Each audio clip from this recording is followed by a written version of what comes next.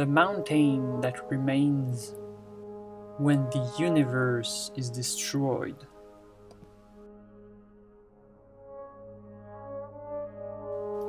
Is not big and is not small.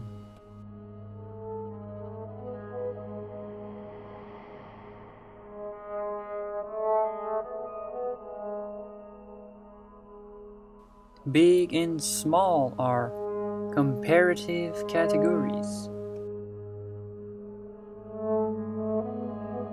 And to what could the mountain that remains when the universe is destroyed be compared?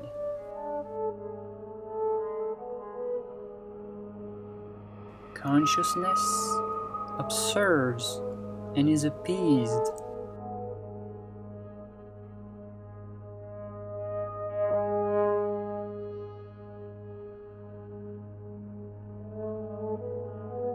The soul scrambles across the screes.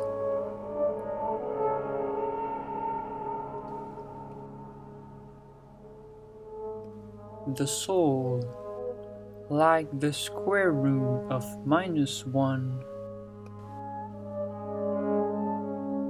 is an impossibility that has its uses.